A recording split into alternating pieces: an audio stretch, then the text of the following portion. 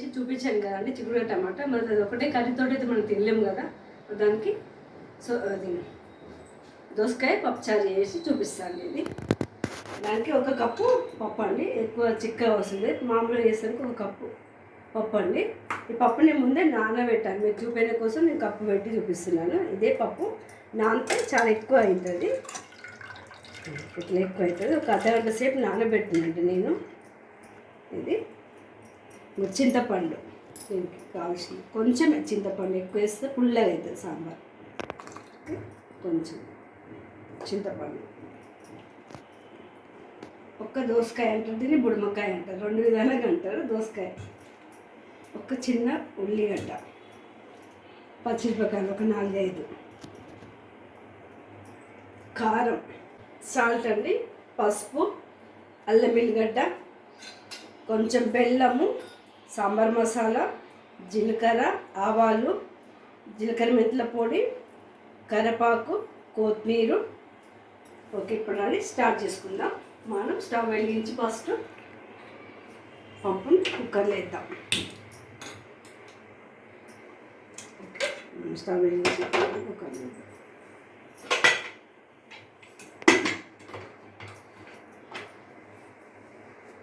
లోపల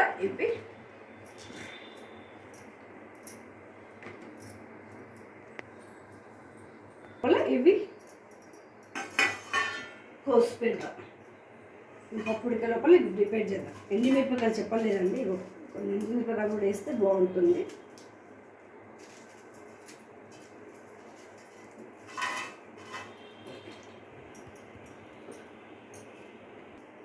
తరుముకుంటే మంచిగా ఉంటుంది. ఇంత పెద్దగా అవసరం ఉంటుంది, చిన్నగా ఇలా ఇలా కాటు పెట్టేస్తే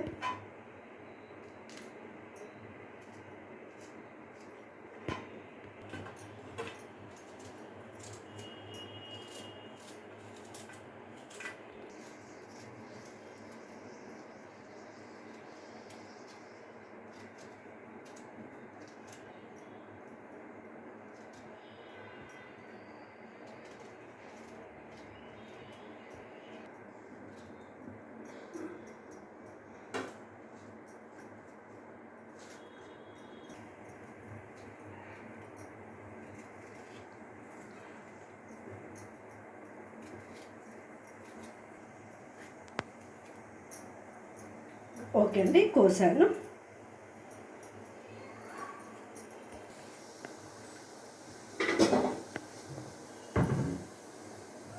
కందిపప్పు 5 విజిల్ రావాలండి, పప్పు కదా 5 విజిల్, పప్పు చారుకి అయితే 5 విజిల్ పెట్టాలి కంపల్సరిగా, మెత్తగా ఉంటేనే బాగుంటుంది.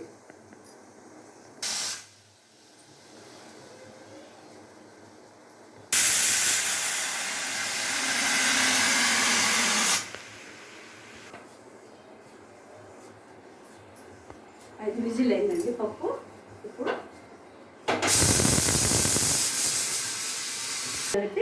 తాలింపు చేసుకుందామండి. ఇప్పుడు ఆయిల్ వేద్దామండి, గిన్నె వేడెక్కింది.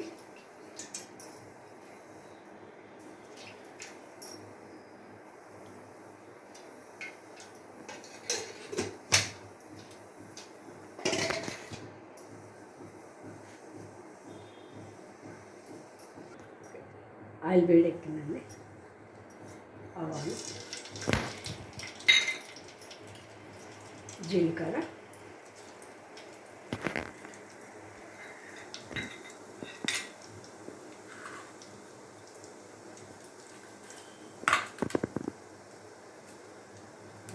ఎండుమిర్చి, పచ్చిమిరపకాయలు, ఉల్లిగడ్డ,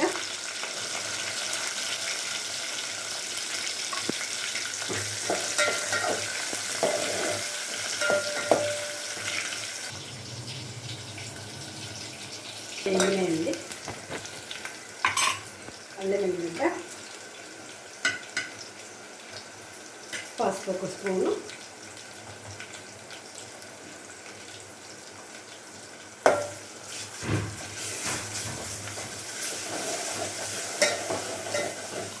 ఇప్పుడు దోసకాయ కట్ చేసుకుని వేసుకుందాం.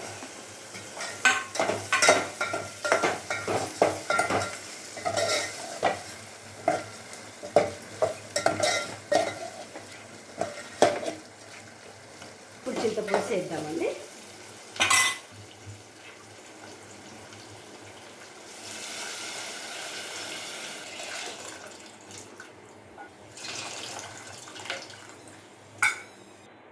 ఇప్పుడు కారం వేద్దామండి, 1/2 స్పూన్ చాలు. ఎందుకంటే మనం అవి పచ్చిమిరపకాయలు కూడా కారమే కదా వేసింది. మనం చిన్న స్పూన్ తోటి వేస్తుందండి సాల్ట్. 3 స్పూన్లు వేసిన చిన్న స్పూన్ తోటి.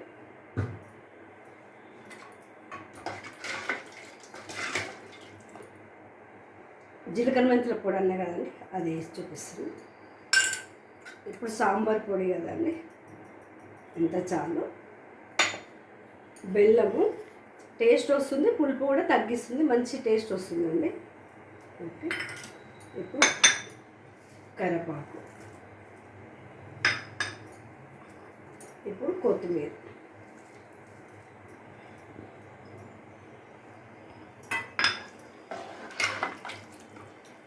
ఇప్పుడు పెట్టుకున్న ఉల్లిగడ్డలో కొంచెం ఉంచాలండి. దీంతో టేస్ట్ కూడా మంచిగా వస్తుంది. ఇది మసులుతున్నప్పుడే ఇది ఇప్పుడు మనం వేసుకుంటే ఇది ఒక 5 నిమిషాలు మసిలినాక మనం పప్పు వేద్దామండి. ఇప్పుడు సాంబారు మసులుతుంది.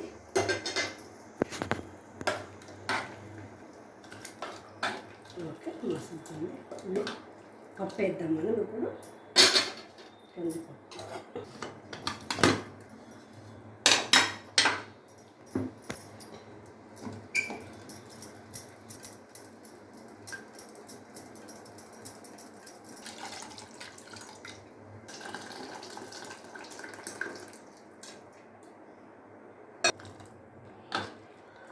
ఒక 5 నిమిషాలు మసలిద్దామండి. పప్పు పోసినాం కదా, ఒక 5 నిమిషాలు మసలేసరికి ఆ లోపల ఈ దోసకాయ కూడా ఉడుకుతుందండి.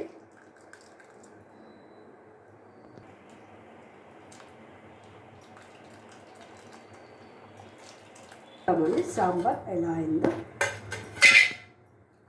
సూపర్, మస్తు అయింది. ఇప్పుడు ఓకే, సొరకాయ ఉడికింది, బంద్ చేసుకుందాం స్టవ్. ఇప్పుడు నేను దీన్ని చూపిస్తాను ఎలా చిక్కుడుకాయ కర్రీ కాంబినేషన్ సాంబార్. ఓకే, అబ్బో అన్నీ కాలుతున్నాయి.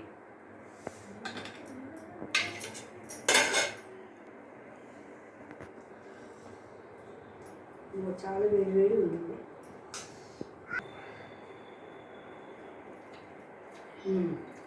సూపర్ చిక్కుడుకాయ కూడా సాంబార్ అన్నం కానీ